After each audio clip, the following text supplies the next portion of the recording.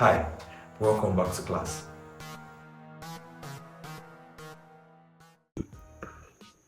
Welcome to class. So in our last class, we were able to differentiate between drawing squares and drawing rectangles. We were also able to learn about the duplicate function, and we were also able to learn more about hierarchy of layers in the layers panel. So for today's class, this is what we are going to be working on, the targets logo, and we will be making use of the things we've learned so far in the previous classes. So let's get started.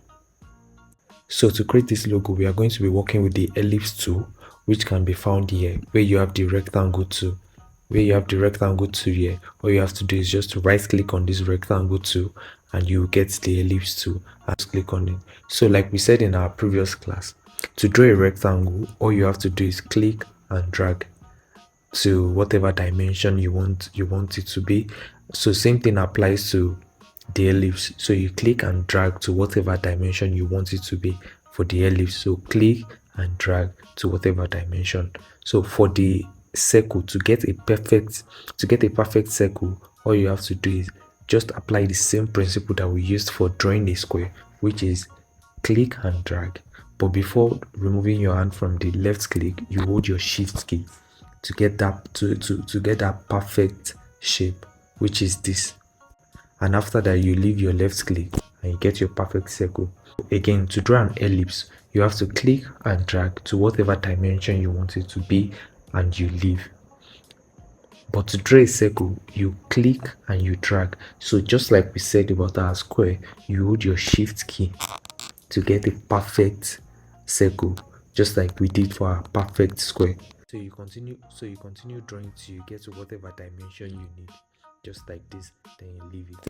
So that is how to draw a circle. So to create the target logo, all you have to do is click and drag, hold your shift key to get the perfect shape and you leave. So let's break the target logo down. We have this red circle, we have this white circle, and we have this red circle. So let's learn about one more thing before we proceed, which is resizing. So to resize whatever layer, this works for any layer, be it a text, a shape, or probably a rasterized layer or a smart object. Works for any type of layer. This is how it works. So you click on the particular layer you want to transform. Transform in this sense means you want to reduce, you want to scale, you want to skew, whatever transformation you want to apply to your layer. So you click on your layer, you come to edit at this top. So you click on your layer, you come to this edit on this menu bar, then you come to free transform. So with this, you can get to reduce your shape, increase your shape, rotate, or do whatever transformation you want to do. But here is one more thing. So for some versions of Photoshop, you might not be able to scale uniformly this way, and it is not a big deal. All you have to do is just to come to this place. You see this link icon, you just click on it. Now it is currently unchecked, so you click on it to check it, and like that you get to transform uniformly. So again, let's go over it. To transform your layer, to reduce the size, to increase the size, to rotate it, to reduce the width, to increase the height, or whatever transformation you want to do, all you have to do is click on that particular layer that you want to transform, move to your edit on your menu bar and click on free transform. The shortcut is Ctrl T, or for Mac it is Command T.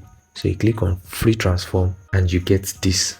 So to transform, to reduce the size, all you have to do is just to click and drag this place either up or down, or if you want to rotate, you move your mouse till you get this icon here, then you make your rotation, and whenever you are done, you click on this check mark to say you are done.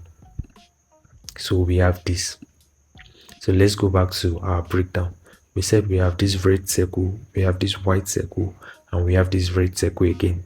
So that means we have 3 different circles. So like our previous task, all you have to do is just to right click on this ellipse 1, click on duplicate layer, then you get ellipse 1 copy. So here we have ellipse 1 and we have ellipse 1 copy, and according to what we've learned so far, we know that ellipse 1 copy is directly on top of ellipse 1 on this canvas, because we have ellipse 1 copy on top of ellipse 1 on the layers panel. So And according to our breakdown, we have red color and we have white color. So that means ellipse 1 copy is definitely going to be in the white color this way. Or you can as well change the color from this place in your properties.